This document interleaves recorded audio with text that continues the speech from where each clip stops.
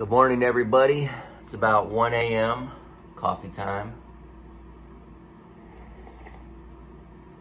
Now, I can only imagine you're asking yourself, why are you up at 1 o'clock in the morning? It's because I have a 4-hour drive ahead of me. I'm finished with the business that I'm taking care of in this city of Livingston, and I am now headed to San Antonio. And I've decided that I'm going to do this 4.5 hour drive in the dark of night, because you would be amazed at how bad the traffic is here. This road stretches on for 4 hours long at 75 miles an hour. I'm like, where are all these people coming from? It's nothing but farms and desert out here. It is what it is. So I had to get my reading posted early so that it's available for all you morning meditators. Today is Galatians chapter 4. Think of it this way. If a father dies and leaves an inheritance for his young children, those children are not much better off than slaves until they grow up. Even though they actually own everything their father had, they have to obey their guardians until they reach whatever age their father set. And that's the way it is with us before Christ came. We were like children. We were slaves to the basic spiritual principles of this world. But when the right time came, God sent his son, born of a woman, subject to the law. God sent him to buy freedom for us who were slaves to the law, so that he could adopt us as his very own children. And because we are his children, God has sent the Spirit of his Son into our hearts, prompting us to call out, Abba, Father. Now you are no longer a slave, but God's own child. And since you are his child, God has made you his heir. Before you Gentiles knew God, you were slaves to so-called gods that do not even exist. So now that you know God, or should I say, now that God knows you, why do you want to go back again and become slaves once more to the weak and useless spiritual principles of this world? You are trying to earn favor with God by observing certain days or months or seasons or years. I fear for you. Perhaps all my hard work with you was for nothing. Dear brothers and sisters, I plead with you to live as I do in freedom from these things. For I have become like you Gentiles, free from those laws. You did not mistreat me when I first preached to you.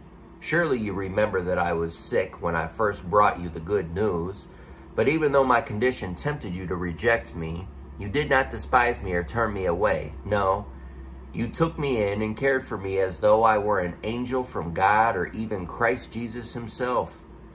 Where is that joyful and grateful spirit you felt then? I am sure you would have taken your own eyes and given them to me if it had been possible.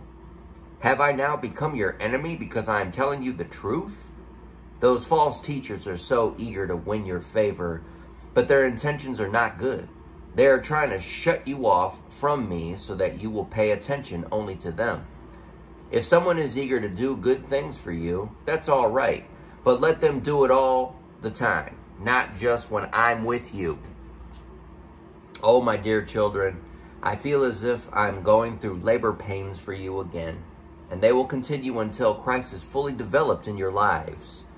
I wish I were with you right now so I could change my tone, but at this distance, I don't know how else to help you. Tell me, you who want to live under the law, do you know what the law actually says?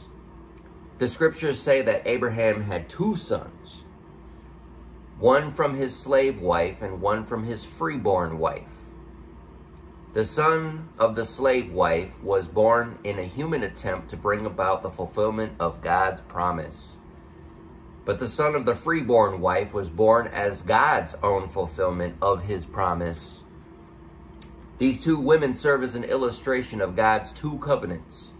The first woman, Hagar, represents Mount Sinai, where people received a law that enslaved them.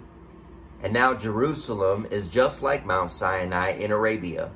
because she and her children live in slavery to the law. But the other woman, Sarah, represents the heavenly Jerusalem. She is the free woman, and she is our mother. As Isaiah said, "Rejoice, O childless woman, you who have never given birth. Break into a joyful shout, you who have never been in labor. For the desolate woman now has more children than the woman who lives with her husband. And you, dear brothers and sisters, are the children of the promise, just like Isaac. But you are now being persecuted by those who want you to keep the law, just as Ishmael, the child born by human effort, persecuted Isaac, the child born by the power of the Spirit." But what do the scriptures say about that? "Get rid of the slave and her son, for the son and the slave woman will not share in the inheritance of the free woman's son." So, dear brothers and sisters, we are not children of the slave woman. We are children of the free woman. That's some good stuff. I really try and keep this channel directly on the readings.